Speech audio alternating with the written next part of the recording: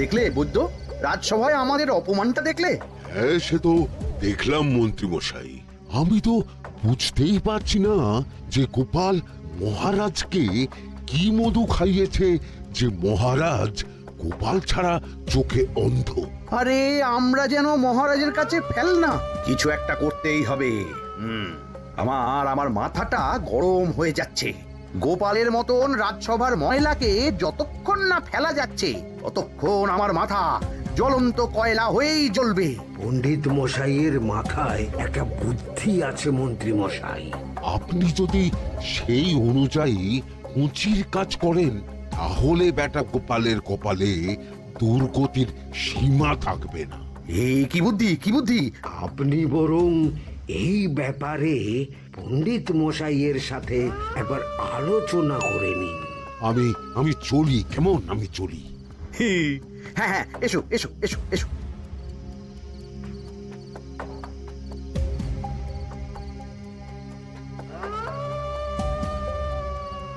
আরে ওই তো আমার বাঁ হাত ঘটা আসছে, বেটাকে দিয়ে একটা কাজ করাতে হবে।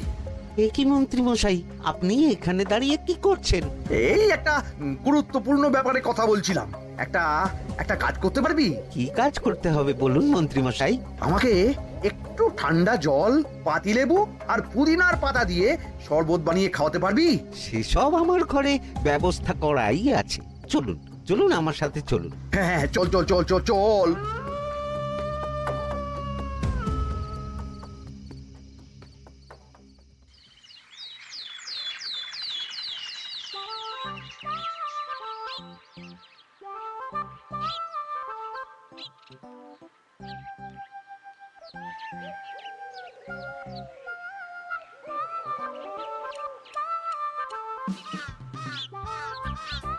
কি ব্যাপার পণ্ডিত, এত গুম মেরে আছো কেন? সকাল সকাল গিন্নি খুব বকেছেন মনে হচ্ছে। গিন্নির বাক্য সুধায় কান ভরে গেছে, আর কিছুই কানে ঢুকছে না। আরে দাঁড়াও দাঁড়াও পণ্ডিত, দাঁড়াও জ্যোতিষী। পণ্ডিত তো আমার কথা শুনতেই পেল না মনে হচ্ছে। তুমি তো দূর থেকে বলেছ, আমি তো বলেছি পাশ থেকে, তাতেও শুনতে পাইনি। কানের পোকা হলো নাকি? কি গো পণ্ডিত, ব্যাপার কি? কেমন বুঝছো? এ তো ভয়ানক কর্ণকোষ্ঠবদ্ধতার লক্ষণ। তুমি কচু বুঝেছো? আমার হয়েছে কর্ণগোপাল, তোমাদেরও হতো, কিন্তু তোমাদের দোকান কাটা বলে হয়নি। তুমি আমাদের অপমান করছো। তোমাদের অপমান বোধ থাকলে কোনো শব্দই কানে ঢুকতো না, শুধু একটাই শব্দ কানে বাজতো, গোপাল গোপাল গোপাল। এবারে রাজসভায় কিভাবে হেনস্থা হতে হলো মনে নেই?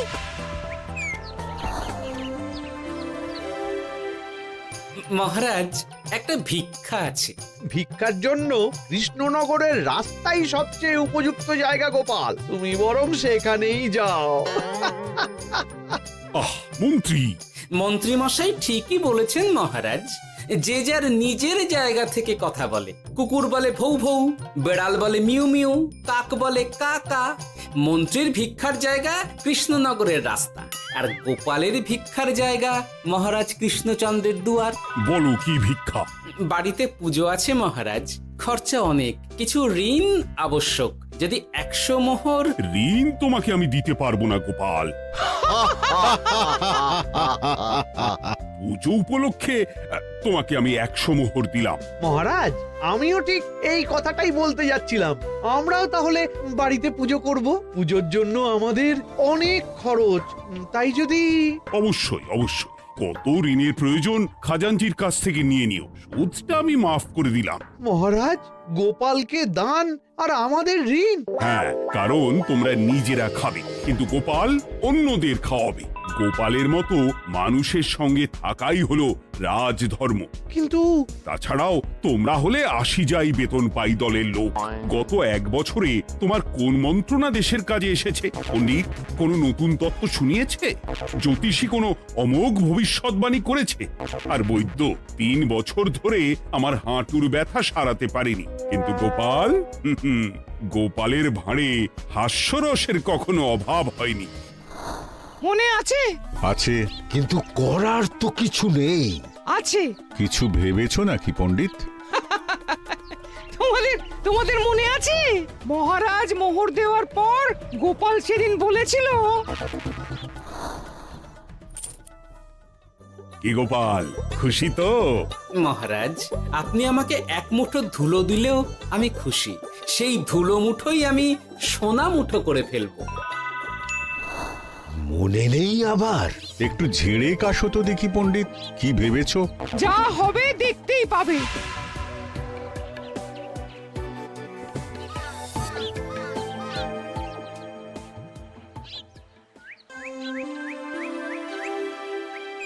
মহারাজের জয় হোক। মহারাজের জয় হোক। ওরে বাবা, এই যে সকাল সকাল চান করে ঠান্ডা লেগে গেল মনে হচ্ছে। মহারাজ, ওই কবি গান উপলক্ষে গত মাসটা আমি কৃষ্ণনগরের কোণে কোণে ঘুরে বেরিয়েছি। প্রজাদের মধ্যে একটা অসন্তোষ আমি লক্ষ্য করেছি মহারাজ। অসন্তোষ? আমি তো জানতাম আমার শাসনে প্রজারা সুখে আছে। সুখে তারা ভাসছে মহারাজ, কিন্তু একটাই অসুখ, তারা মহারাজের দর্শন পায় না। তারা মহারাজের পদধূলির জন্য আকুল হয়ে আছে, মহারাজের দর্শন পাওয়ার জন্য চাতকের মতো অপেক্ষা করছে।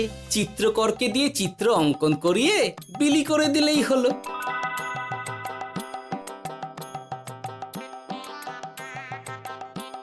খুব ধুলো হয়েছে মহারাজ, কিন্তু এত ধুলো। কালকের ঝড়ে ঢুকেছে। ঝাড়ুদার,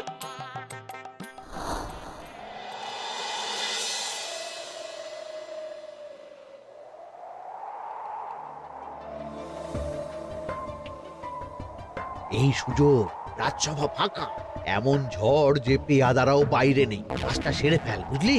কিরে, কাজটা কর।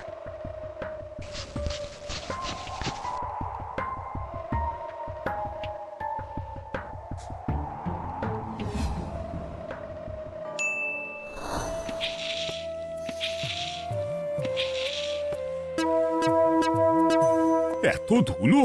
উফ, মহারাজ, কাল ঝড়টা বড় সাংঘাতিক হয়েছিল। তা বটে। আচ্ছা গোপাল, তুমি বলেছিলে মহারাজ তোমাকে এক মুঠো ধুলো দিলেও সেটা সোনা হয়ে যাবে। এখনো সেই কথাই বলছি। মন থেকে বলেছিলে না মহারাজকে তেল দেবার জন্য? তেল দেওয়ার দায়িত্বটা তো আপনি নিজের কাঁধেই নিয়ে ফেলেছেন। আমি যা বলি সত্যি বলি। আজ যদি এই 4 ঝুড়ি ধুলো মহারাজ তোমাকে উপহার দেন, তখনও একই কথা বলবে? নিশ্চয়ই। মহারাজ, গোপালকে এই 4 ঝুড়ি ধুলো দেওয়ার হুকুম হোক। কি গোপাল, আমি তোমাকে যদি এই ধুলোর ঝুড়িগুলো দিই, তা থেকে সোনা আসবে নাকি? আসবে মহারাজ, মোহরের বস্তা আসবে। যদি না আসে, আপনি বলুন। তোমাকে কৃষ্ণনগর ছেড়ে চলে যেতে হবে। রাজি? আর যদি আমি পারি, তাহলে আপনাকে এই মন্ত্রীর চাকরি ছেড়ে দিতে হবে। কি রাজি? কি মন্ত্রী, রাজি? রাজি। গোপাল? রাজি মহারাজ। আচ্ছা, আর কেউ মন্ত্রীর পক্ষে বাজি ধরেছেন নাকি? হ্যাঁ, আমি আমি আমি আমি। ও গোপাল এবার যে মরণ কুয়োতে ঝাঁপিয়েছে, সেখান থেকে আর উঠে আসতে পারবে না। পুরো থেকে মোহরের বস্তা আসবে। এ হচ্ছে গোপালের উন্মাদ রোগের শুরু। দেমাক দেমাক, মহারাজের পিঠ চাপড়ানি পেয়ে পেয়ে গোপাল ভেবেছে যে ও সব কিছু করতে পারে। এবার শুধু সেই দিনটার অপেক্ষা, যেদিন গোপালকে উল্টো গাধায় চড়িয়ে কৃষ্ণনগর থেকে বার করে দেব। এতটা নিশ্চিন্ত হবেন না মন্ত্রী মশাই। গোপাল কিন্তু হালকা কথা ছুঁড়ে দেওয়ার লোক নয়। কি বলতে চাইছো পণ্ডিত? ওই 4 ঝুড়ি ধুলো থেকে মোহরের বস্তা আসবে? না, তা বলছি না। অন্য জায়গা থেকেও তো মোহরের বস্তা আসতে পারে। তার সঙ্গে ধুলো মিলিয়ে দিলেই কেল্লা ফতে। গোপালের নিশ্চয়ই কোনো পরিকল্পনা আছে। গোপালের সব পরিকল্পনার গোড়া মেরে রেখে দিয়েছি পণ্ডিত। ঘটা আছে গোপালের পেছনে, আর ঘটা আছে গোপালের বাড়ির পাহারা। লুকিয়ে কিচ্ছু করতে পারবে না। আরে ওই তো বটা আসছে। বেল্লিক, উল্লুক, তোকে আমি জল বিছুটি দেওয়াবো। গোপালকে ছেড়ে চলে এসেছিস কেন? ছেড়ে আসবো কেন মন্ত্রী মশাই? গোপালকে ওর বাড়ির সামনে ছেড়ে এসেছি।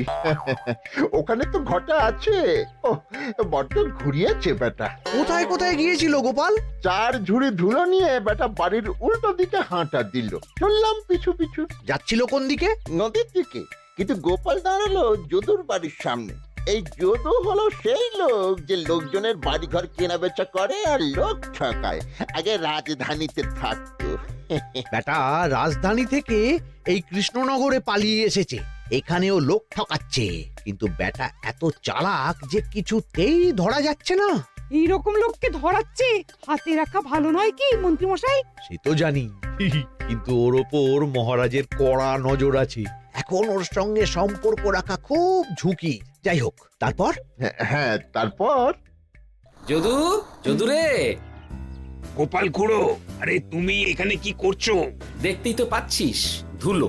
তবে যে সে ধুলো নয়, মহারাজ কৃষ্ণচন্দ্রের পদধূলি। শুনিসনি বোধহয় এখন কৃষ্ণনগরে সবচেয়ে বেশি চাহিদা মহারাজের পদরেণু। আচ্ছা, মহারাজের পদরেণু নিয়ে যাচ্ছ কোথায়? এই ছোট ছোট পুলিন্দায় ভরে কৃষ্ণনগরের প্রত্যন্ত জায়গায় যেখানে প্রজারা মহারাজের সাক্ষাৎ পায় না সেখানে বিক্রি করব। তোমার কি মাথা খারাপ? পায়ের ধুলো বিক্রি হবে? ওরে, গতবারে মাত্র 1 ঝুড়ি ধুলো 1000 মোহরে বিক্রি করেছিলাম, এবারে 4 ঝুড়ি। শোনো, তুমি আবার ঘুরে ঘুরে বিক্রি করবে কেন? তোমাকে আমি বরং 10 মোহর দিয়ে দিচ্ছি। তুমি আমাকে এগুলো দিয়ে দাও, আর বিক্রি করে যা হবে তোমাকে এই 40 ভাগ দিয়ে দেবো। ওই 10 মোহরে বদমাস যদুকে ধুলো বেচে গোপাল বাড়ির দিকে চললো।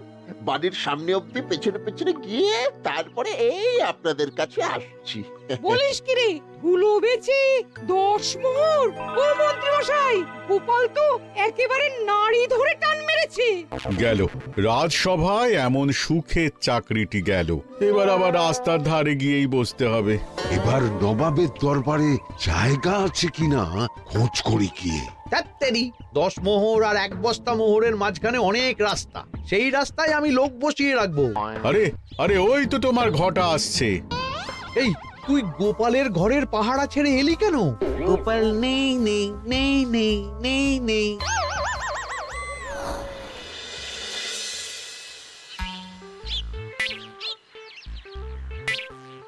আরে, ভয় পেলি নাকি? না না না না না, ভয় পাবো কেন? শোন, তোকে পেয়ে আমার খুব ভালো হলো বুঝলি। তোকে আমার একটা কাজ করতে হবে। বলো বলো। আসলে বুঝলি, আমার না গিন্নিকে নিয়ে তার বাপের বাড়ি যাওয়ার কথা ছিল, কিন্তু হঠাৎ বিশেষ কাজে আমাকে খামবাজে চলে যেতে হচ্ছে। এখন আমি গিয়ে গিন্নিকে বললে বুঝতেই পারছিস কুরুক্ষেত্র হয়ে যাবে একেবারে। তাই আমি কাউকে খুঁজছিলাম যে আমার বাইরে যাওয়ার খবরটা আমার গিন্নিকে গিয়ে দেবে। তুই পারবি বাবা ঘটা? ওরে বাবা, আরে আরে আরে, ভয় পাস না, তোকে গিয়ে মুখে কিছু বলতে হবে না। এই নে, এই চিঠিটা আমার বউকে দিবি।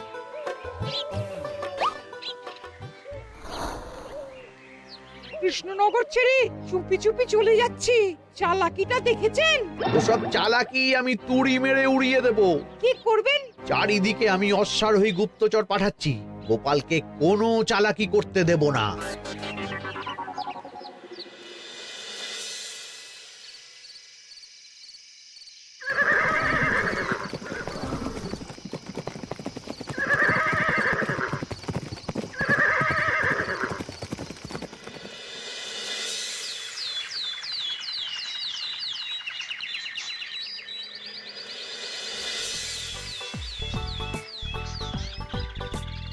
অং বং পিং পং। হ্যাঁ, ওরে বাপ যে, এ আবার কি বলে? মানে বুঝিতে পারিলে না? অং বং পিং পং অর্থাৎ আইসো আমার নিকট বিদেশি জাদু শরবত আছে। ইহাতে তৃষ্ণা নিবারিত হয়, শক্তি বৃদ্ধি হয়, ঘুম ভালো হয়, সম্পর্কের উন্নতি হয়, জামা কাপড় ফর্সা হয়, তু শব্দ না করে সকাল সকাল কষ্ট পরিষ্কার হয়, মূল্য মাত্র 1 মোহর। বোঝো, ওইটুকু অং বঙ্গের মধ্যে এত কিছু? ঠিক আছে, তা দাও দেখি। আপাতত টেস্টটা তো মিটু, বাকিগুলো পরে বোঝা যাবে।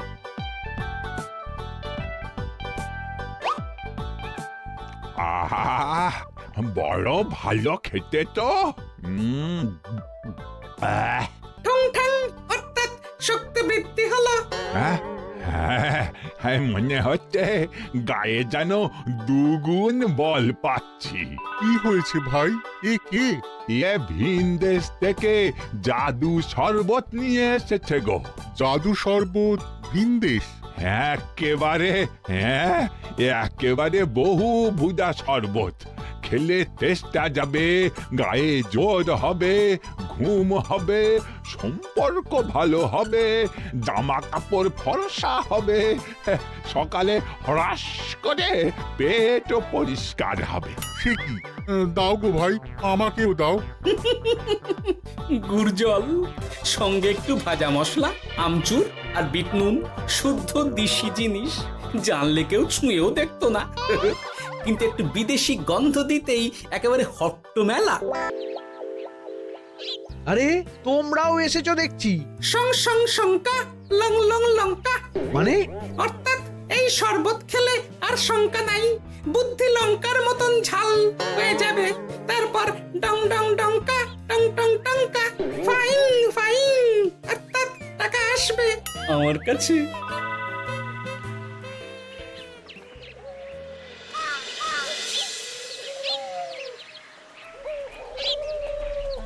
ঝপ ঝপ ঝপাং, ভট ভট ফটাং।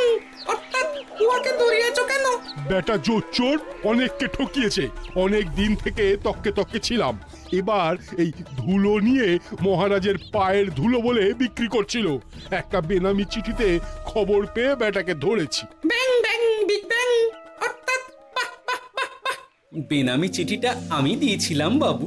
বাবা যদু, তুমি সেই রাজধানী থেকে কৃষ্ণনগর অবধি মানুষকে অনেক খোল খাইয়েছো। তুমি এতদিন ঘুঘু দেখে এসেছিলে বাবা, এবার গোপাল নামক ফাঁদটা দেখলে।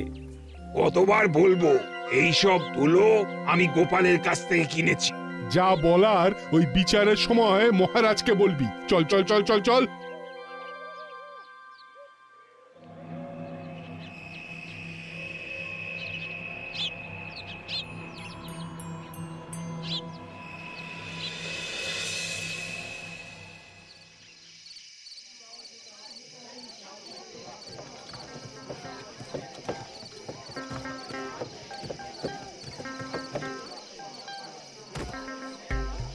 ঝন্টু মন্টু ননাং ফু।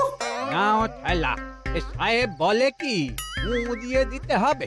কি বলছো সাহেব? বুঝতে পারছি না, কোথায় ফু দেব? ঝন্টু মন্টু ননাং ফু। অর্থাৎ লবণ আছে? আছে আছে সাহেব আছে। কত লাগবে? ভান্ড ভরি আন্ডাকারি। অর্থাৎ যা আছে সব।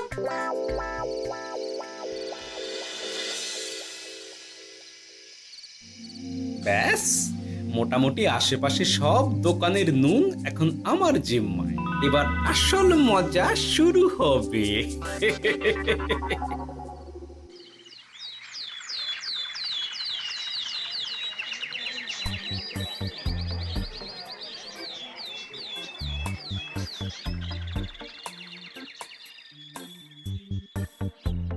নুন আছে? না হুজুর, গোটা কৃষ্ণনগরেই নুন নেই। ওই দেখো, পুরো রাজসভাই বাজারে জড়ো হয়েছে। শান্তামনা, শান্টু মন্টু। আবার কি বলছে রে বাবা? শান্তামনা, শান্টু মন্টু। অর্থাৎ জনগণ শ্রবণ করুন। নান্টু কান্টু, নুন কিনিবেন আন্টু আন্টু। আসুন আসুন। আমার এক সের নুন লাগবে। শান্টু, অবশ্যই 100 লবণ 10 মোহর। এক সের 10 মোহর? 10 মোহর লইবেন না লইবেন না? না, নেব না। উত্তম উত্তম, গান্ডা পিণ্ডে ঢিসুম ঢিসুম। অর্থাৎ তাহা হইলে নুনের বদলে গৃহিণীর প্রহার ভক্ষণ করুন। আমাকে একটা নুন দিন। আমাকেও নুন ছাড়া বাড়ি ফিরলে গিন্নি ঘর ছাড়া করবে আমাকে। শুনলাম কৃষ্ণনগর থেকে নুন উধাও। আছে মহারাজ, আছে। কৃষ্ণনগরের সব লবণ আমার নিকটে আছে। 110 মোহর। এত দাম? দাম তো হবেই মহারাজ। লবণ ছাড়া রান্না কেমন হবে ভাবিয়া দেখুন। ঠিকই বলেছ, রাজপাকশালেও তো রান্না বসেনি। 100 সেরের মতন রাজপ্রাসাদে পাঠিয়ে দাও। 1000 মোহর দিয়ে দাও।